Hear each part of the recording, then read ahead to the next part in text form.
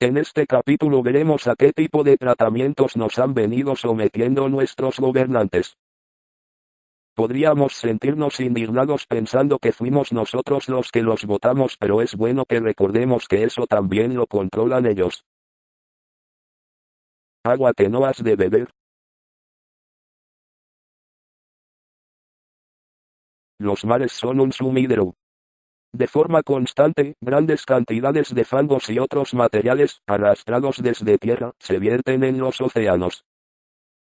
Hoy en día, sin embargo, a los aportes naturales se añaden cantidades cada vez mayores de desechos generados por nuestras sociedades, especialmente aguas residuales cargadas de contaminantes químicos, y de productos de desecho procedentes de la industria, la agricultura y la actividad doméstica, pero también de residuos radiactivos y de otros tipos. En realidad, los océanos operan como gigantescas plantas de tratamiento de residuos, a condición de no superar el umbral de lo que pueden tolerar. De lo contrario, se generan destrucción y muerte de la fauna y de la flora, e inconvenientes económicos, crisis sanitarias y envenenamientos de la población humana. Esto, a corto plazo. La contaminación tiende a concentrarse en los lugares próximos a las zonas habitadas y más industrializadas. La contaminación química del medio marino provocada por el hombre es muy superior a la atribuible a causas naturales. Las tasas de aporte de algunos elementos son elocuentes. El mercurio llega al océano a un ritmo 2,5 veces superior al que sería debido únicamente a factores naturales. El manganeso multiplica por 4 dicho ritmo natural. El cobre, el plomo y el zinc por 12, el antimonio por 30 y el fósforo por 80. Algunos de los metales pesados, como el mercurio y el plomo, junto con el cadmio y el arsénico, son contaminantes graves, pues penetran en las cadenas alimentarias marinas, y, a través de ellas, se concentran. Así, por ejemplo, la enfermedad de Minatama, descubierta en los años 20 en la bahía japonesa de mismo nombre, ha provocado, en Japón y en Indonesia, miles de muertes y un número mucho mayor de enfermos con lesiones cerebrales. La causa que la produjo fue el consumo de atún y otros peces con contenidos elevados de mercurio procedente de los vertidos industriales de aquella zona costera. Igualmente, productos químicos como el DDT y los PCB son otros contaminantes químicos muy peligrosos. También se sabe que los productos más problemáticos son los insecticidas organoclorados y organofosforados y los herbicidas. Ahora ya conocemos la forma más visible de contaminación de las aguas, que van desde la negligencia suicida de lanzar los residuos en las aguas de ríos y mares, tanto los industriales como los domiciliares, a la maldad asesina de generar falsos accidentes que provocan altos índices de contaminación, disminuyendo la fauna y flora local y comprometiendo la capacidad de vida del medio ambiente afectado. Esto no es casual sino provocado. Un derrame de petróleo o marea negra es un vertido que se produce debido a un accidente o práctica inadecuada que contamina el medio ambiente, especialmente el mar, con productos petroleros. Estos derrames afectan a la fauna y la pesca de la zona marítima o litoral afectado, así como a las costas donde con especial virulencia se producen las mareas negras con efectos que pueden llegar a ser muy persistentes en el tiempo. Un accidente de este tipo fue el derrame de la nave Exxon Valdez en la costa de Alaska en los Estados Unidos en 1989. El hábitat todavía se está recuperando hoy día. Los daños que se producen en este tipo de catástrofes medioambientales dependen no solo del tipo de hidrocarburo que se vierte, sino también del lugar y las condiciones en las que se produce el accidente. En estos desastres las corrientes y los vientos juegan un papel especial porque dependiendo de ellos el vertido ocupará más o menos superficie, es decir, se verá afectada la velocidad de avance de la marea negra. Cuando se produce el vertido, el hidrocarburo forma una mancha negra, una lámina que flota sobre el agua. Esta lámina impide que penetre la luz del sol y que se realice la fotosíntesis. Esto causa que los organismos primarios se vean afectados y con ellos toda la cadena alimenticia. A tal grado ha llegado la contaminación en algunos mares del mundo que desde hace algunos años han aparecido las llamadas zonas muertas. Estas zonas son porciones de mares prácticamente sin oxígeno ni vida animal y vegetal, producto de un desmedido crecimiento de algas marinas que consumen el oxígeno del agua. Las zonas muertas más importantes se ubican en los mares Adriático, Báltico y Negro, situados en Europa, y en América la mayor se encuentra en el Golfo de México. Ni siquiera vamos a hablar de las gravísimas consecuencias de la explosión de Fukushima en Japón, porque no terminaríamos más. ¿Y por qué o para qué algunos individuos se interesarían en provocar la contaminación medioambiental global? La respuesta es doble. Primero, para generar enfermedades, reducir los índices de producción natural de alimentos de la Tierra, provocando hambrunas, y de este modo reducir la población mundial. Segundo, para desacreditar por completo un sistema de gobierno que fue inventado e implantado por los mismos que hoy desean destruirlo. ¿Suena extraño? ¿Loco? ¿Ridículo?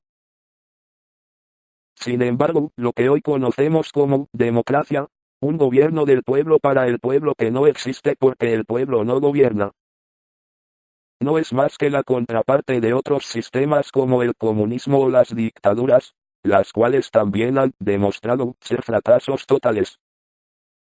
O sea, el viejo sistema hegeliano. Tesis, antítesis, síntesis. Problema A, problema B, solución C. Democracia, comunismo, dictaduras, nuevo orden mundial. Por otro lado, tenemos el flúor que es colocado en nuestras redes de agua potable, bajo el pretexto de evitar el proceso de caries y aumentar la resistencia del esmalte dental, que lejos de ser benéfico para nuestra salud, trae una serie de consecuencias terminantemente negativas. El flúor es un gas a temperatura ambiente, de color verde amarillento, de olor penetrante y muy desagradable, es altamente corrosivo y muy venenoso. También es el elemento más reactivo de toda la tabla periódica y se lo emplea en los procesos de energía nuclear. El fluoruro de sodio se utiliza como plaguicida, ya que mata a los insectos por contacto. El flúor también se utiliza para fabricar el gas venenoso sarin, un arma química que se utilizó, por ejemplo, en Irak. El fluoruro es más tóxico que el plomo y solo ligeramente menos tóxico que el arsénico. 1984, Toxicología clínica de productos comerciales. ¿Quién se lavaría los dientes con arsénico? Entonces, ¿por qué los lavamos con flúor? Y si además el fluoruro de sodio está registrado en la EPA, Agencia del Medio Ambiente, como un veneno para ratas, ¿qué está haciendo en el agua que bebemos?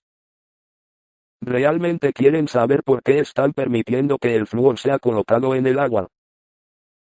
Porque el fluoruro de sodio es un subproducto de desechos generados durante la producción de aluminio. La industria del aluminio compró la ciencia que poner fluoruro en nuestra pasta de dientes y agua. Y por la industria de los fertilizantes y la extracción de uranio.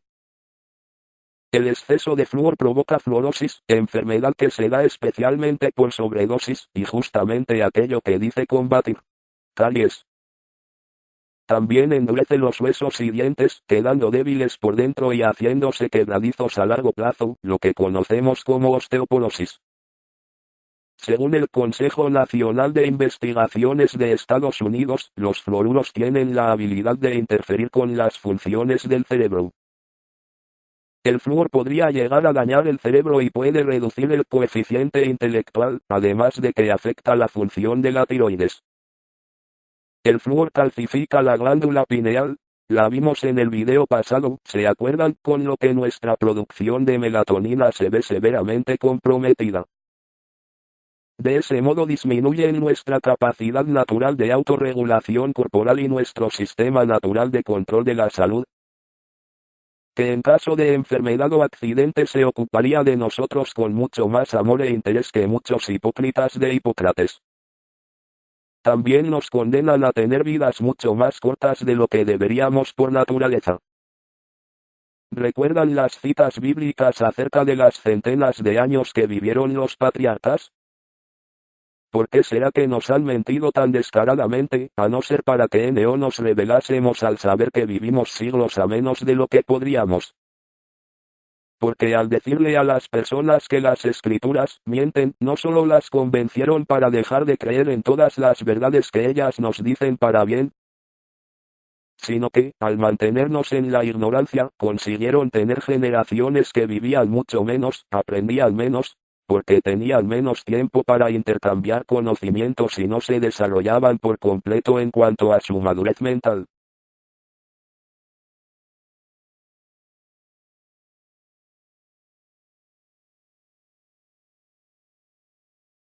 De hecho, lo que dice es, Dios nos ha dicho no coman de ese árbol, ni lo toquen, de lo contrario, morirán.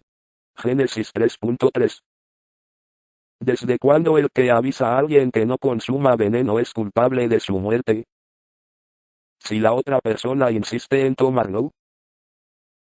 Siendo que ni Adán ni Eva murieron así que comieron de aquel árbol, alguien muy astuto nos hizo creer a todos que Dios había mentido, lo cual es imposible para aquel que es la verdad. Ahora analicemos esta historia exactamente al revés de cómo nos la contaron. Si Dios no mintió, y Adán y Eva no murieron, ¿qué quiso decir Dios con aquel, morirán? ¿De qué tipo de muerte estaba hablando? Cuando en la Biblia alguien muere, físicamente, se dice que, durmió.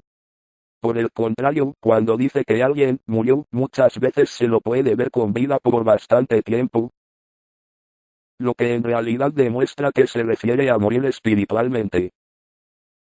Vivo yo, dice Jehová el Señor, que no quiero la muerte del impío, sino que se vuelva el impío de su camino, y que viva. Ezequiel 33:11. Realmente acontece una muerte cuando aparece el pecado, e inclusive hasta tiene un cierto aspecto físico, pero en ningún momento Dios condenó a muerte al hombre. Ahora bien, si Dios no lo condenó a la muerte física, pero el hombre aún así muere físicamente, ¿quién puede tener interés en la muerte de los hombres, que no solo les hace creer que morir es algo natural, sino que además les dice que es Dios quien provoca esta muerte física? Mire, y he aquí un caballo amarillo, y el que lo montaba tenía por nombre Muerte, y el Hades le seguía, y le fue dada potestad sobre la cuarta parte de la tierra, para matar con espada, con hambre, con mortandad, y con las fieras de la tierra. Apocalipsis 6:8. Si Dios no es la muerte, y no podría serlo, porque Él es la vida, ¿quién es este caballero que tiene al dios Hades como escudero? Esto lo veremos más adelante.